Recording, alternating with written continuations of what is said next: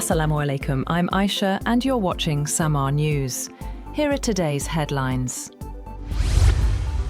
Iran has warned that its military will target Israel's Dimona nuclear facility if Israel and the United States attempt regime change in the Islamic Republic. A senior Iranian military official said Tehran would respond decisively to any foreign intervention or conspiracy aimed at toppling the government. The statement highlighted that Iran is prepared to go to any extent to defend its sovereignty and political system. Meanwhile, US and Israeli attacks on Iran intensified overnight, with bombings reported at several locations. According to officials, the number of casualties from the 5-day assault has exceeded 1,045.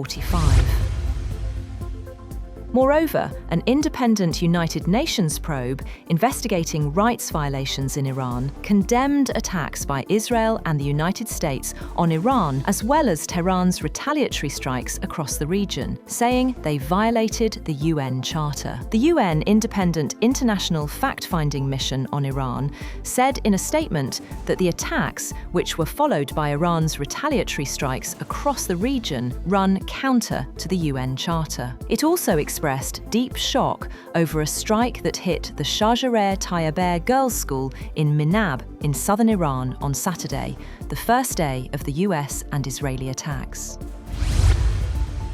US Defense Secretary Pete Hegseth has said that his country is winning the conflict in Iran and can continue fighting as long as needed. During a Pentagon briefing, he said Iran could not outlast the US and that it was the US that sets the tone and tempo of the fight.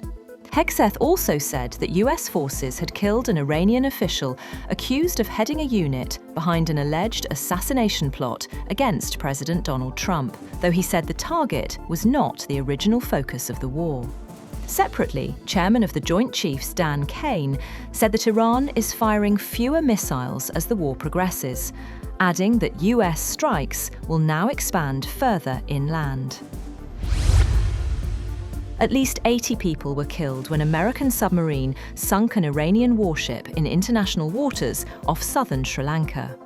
Sri Lankan officials believe 180 people were on board the frigate Iris Dina when it was attacked. They said the incident occurred outside its waters, but launched search and rescue operations after receiving a distress call, adding that 32 survivors were rescued and taken to hospital in Gaul. On the other hand, British Prime Minister Keir Starmer has stressed the need for keeping a cool head over the Middle East conflict, acknowledging public concern about the escalation.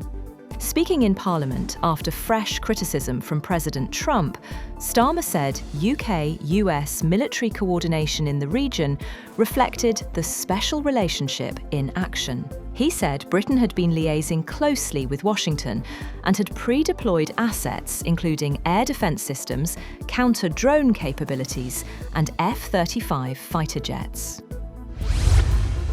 China will boost defence spending by 7% in 2026, the lowest rate in 5 years, but still outpacing wider economic growth targets and the rest of Asia, at a time of growing regional tension, including over Taiwan. Premier Li Qiang said at the opening of Parliament's annual meeting that China will improve combat readiness and accelerate the development of advanced combat capabilities. He said in his work report, all these steps will boost Qin's strategic capacity to safeguard its sovereignty, security, and development interests.